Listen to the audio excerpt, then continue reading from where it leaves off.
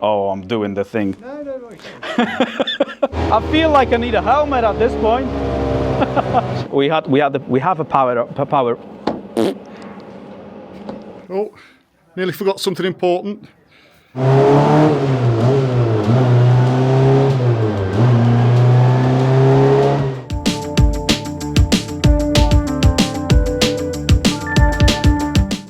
Hi, I'm Peter. I do all the videos for P&K Thornton Alficina, and today I'm at their new venture, which is the Speedshop44.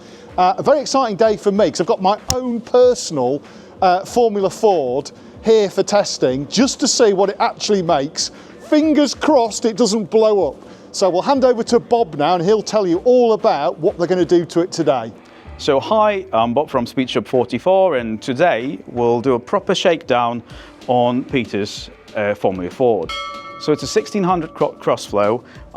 It's running a Weber carburettor, and they usually run anywhere between 80 to 90 horsepower. We'll see what this one makes.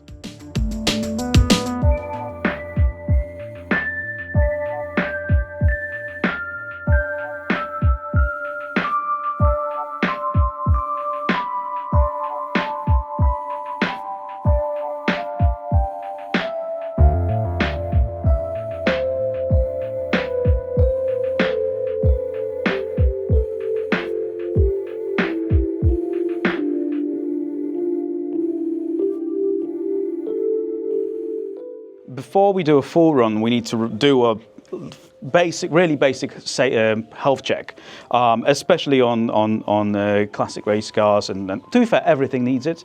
And as we were going through it, we've noticed a couple, well, some little and some a little bit more major things. The first thing that was well, really in our faces, one of the drive shafts actually managed to rattle loose. So all of the nuts on this side were lock wired, but they were all stretched out. So we had to fix that before we can do anything with it. We physically couldn't run it because of the axle being, the drive shaft being loose. But after that, we could get it on, and then.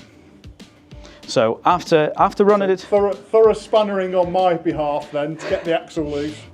Like, just don't tell anyone. Well, that bit out. It didn't happen. That's not going in. It was perfect. I'm brilliant with spanners. I mean, in your defence, it was lock wired. You would not expect that. It was the previous owner. That's it. It was the previous owner. Sorry, Philip, if you're watching. That's it. Anyways, so a few little things we've noticed as well, but this is not really, doesn't have anything to do with running it on the dyno itself, but your brake bias was set quite hard to the rear, but this will be kind of more of a your feel thing. Once you have it running at higher speeds and braking, you'll find your good bias basically for the chassis. There were a couple other little things, but they're not worth really mentioning. The most important one was the heat shield around the exhaust manifold was just a little bit rattly, and because of that I couldn't hear the engine, and the noises that all of your drivetrain makes are kind of the first indication of anything going wrong. So we needed to remove that in order to actually hear what's going on with the engine. But after that, we were ready to go, strapped it on and run it. Oh, I'm doing the thing. So we'll start with running it up to temperature. We'll run it slowly on the dyno, get everything happy, see if anything shakes off, and kind of take it from there. Let's get some power in. Make sure it's in neutral. It's not like it's going to go anywhere though.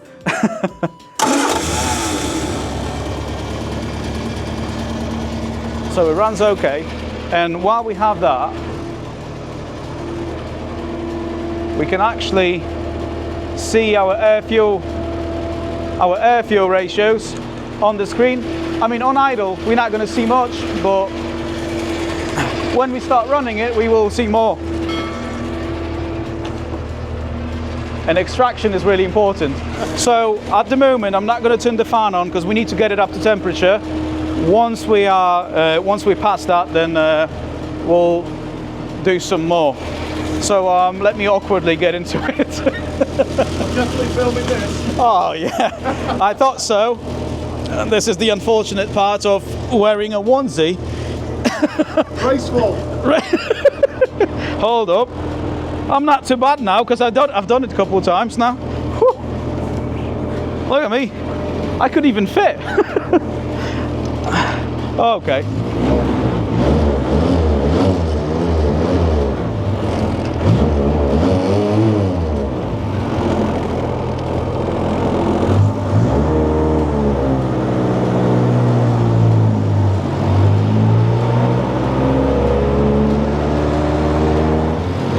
What I'm doing right now is I'm warming the whole engine out without the fan on,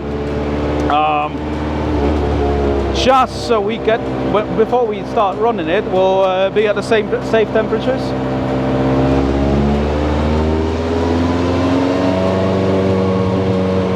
I mean, so far everything seems to be okay.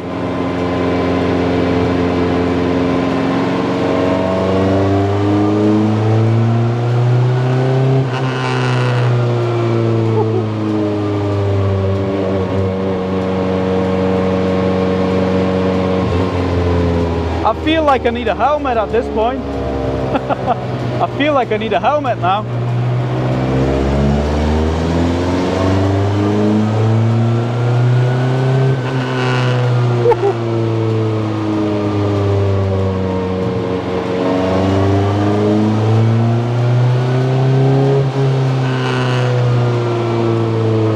Okay. Few more minutes. We'll need a few more minutes. It's nearly at 70, so I'll turn the fan in a second. Yeah. We can start doing actual runs. Yeah. I need to have that closer.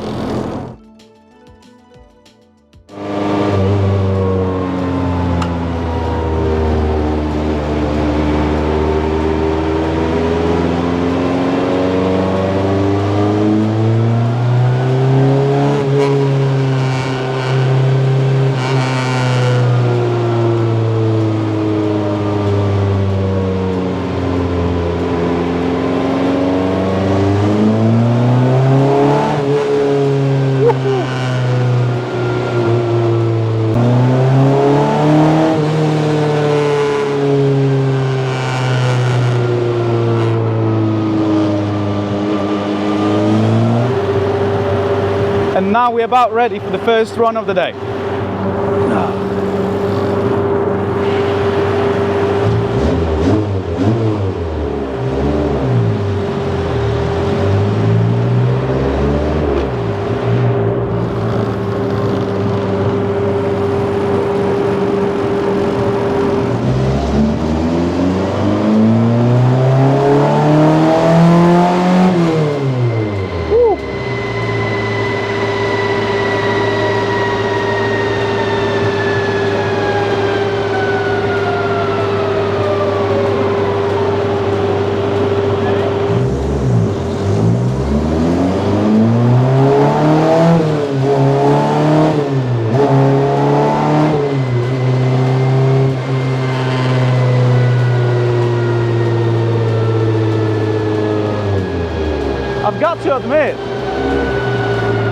I've got to admit the ratios are quite close.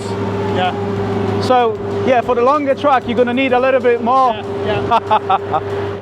After running it, we had a power run made. While warming up, I was looking I was watching the air fuel ratios. Everything was well within reason, and the water temperature was rock solid. The oil pressure, which is the more important one, was rock solid.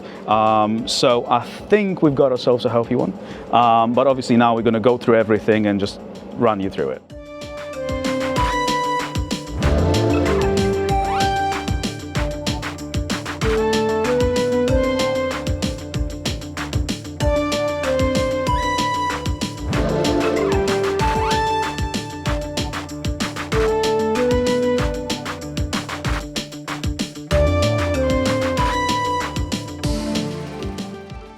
So now you've had it on the rolling road and we've got a power run. What recommendations do you have? What do I need to do? So after running it, the first thing we've noticed after getting some temperature in the engine was running super rich. And we didn't need the wideband sensor for it. You could see loads of black smoke coming out of the exhaust. Is that done for safety reasons? Because obviously you don't want it to run lean at high temperature. Exactly. Yeah. You're exactly right. But this was even past even past what would be considered safe, and that was probably generating issues with running smoothly at certain RPM. We've taken away a little bit of fuel. To get more, we would need to go different jet size. But as is, I think we've got it to run happy enough that you should be safe. You're not going to see black smoke out of your exhaust. And look, obviously the amount of fuel getting in will be enough to cool it down and obviously run it. And the only things that we have to watch out for is checking your oil viscosity as often as you can, and going through your spark plugs. Pretty much every event you run, take them out, see the condition of them, and either replace or clean up depending on what's happening with them. It actually made really good numbers for the engine. We were quite surprised after even the initial runs, initial shakedown, because it made over 100 horsepower. And it's like a little bit over. It made, 109, which is quite a lot. It's all my spannering. Yes, that's it. Not the previous owner. This was your spannering. Thanks, Philip. So this is quite good. This is an indication of a healthy engine. But then once we worked through it a little bit, and part of it was our setup, and part of it was just working through all the fuel that was in it. We actually picked up not the horsepower, because horsepower was only like within three horsepower. Horsepower was within 3, but we've picked up torque throughout the entire rev range. So after a successful day with Kermit, we've made solid progress on it. I'm sure Peter will be happy behind the camera. Yeah, yes, that's good. So if you guys want your race cars, whatever you've got with an engine, tuned, set up by us, just feel free to hit us up. It's Speedshop44, wherever you look for it. We're going to be happy to help. And don't forget to like, subscribe, and just tell us what you think about it.